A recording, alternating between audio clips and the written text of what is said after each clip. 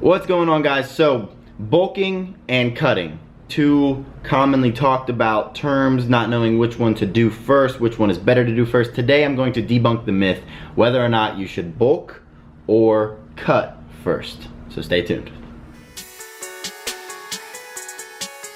What's going on, guys? This is Vince with the Vinsanity Shred, and like I said, today I'm going to basically just get rid of all confusions that come with the talk about whether or not you should bulk up your body and try to increase your caloric intake and put on as much size as possible. That way you have the calories to increase your strength and then focus on a cut after that, or if you should try to cut your body fat down, that way you can see how much muscle you're putting on and just try to keep the gains as lean as possible.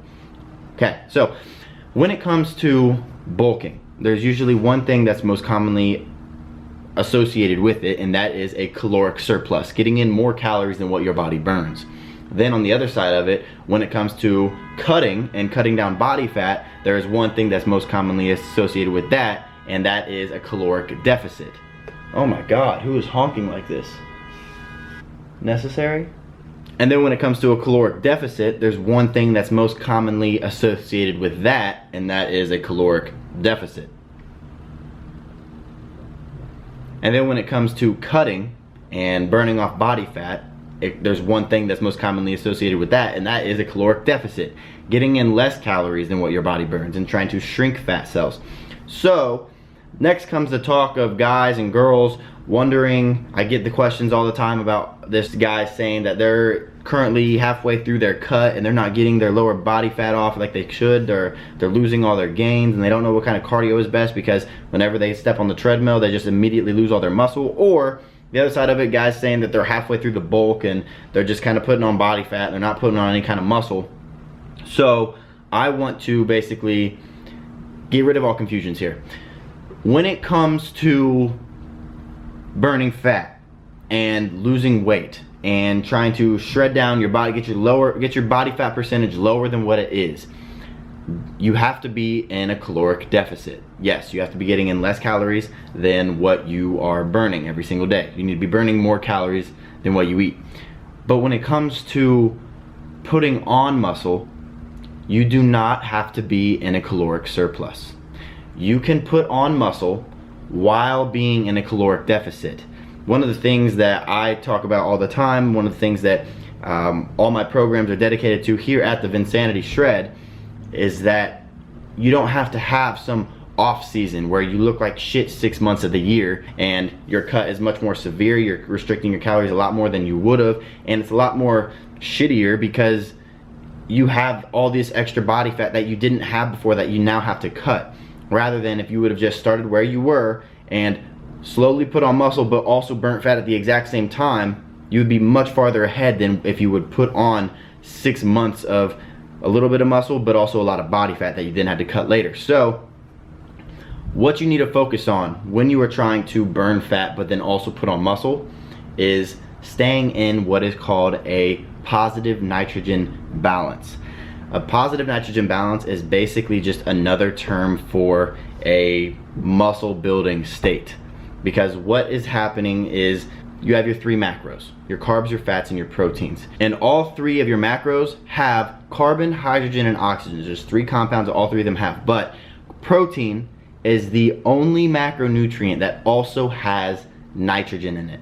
And maintaining a nitrogen balance, basically meaning getting in more nitrogen than what you are getting out, is going to put you in a positive nitrogen balance. Being in a positive nitrogen balance is going to basically always leave you in a muscle building state. So ways that you get nitrogen out is through training and through your muscles rebuilding and repairing. So the best three ways to stay in a positive nitrogen balance: number one is getting in a sufficient amount of protein every single day. This means getting in 20 to 40 grams of protein, of high quality protein that contain your full serving of BCAAs, getting in 20 to 40 grams of protein every 2 to 3 hours. This is 5 to 6 times a day, every single day. And doing that, you are going to be supplying your body with the adequate amount of nitrogen that it needs to basically have more nitrogen coming in than you are giving out.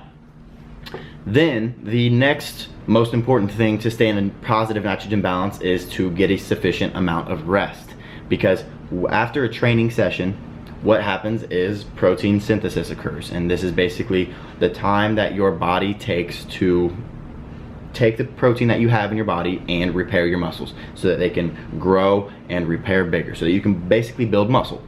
But if you are not giving your muscles enough time to repair, or you're not getting enough sleep at night, because at sleep is the time that our muscles do the most repairing and the most growing, so 6 to 8 hours at night, every single night, to get the optimal effects of sleep and repairing your muscles.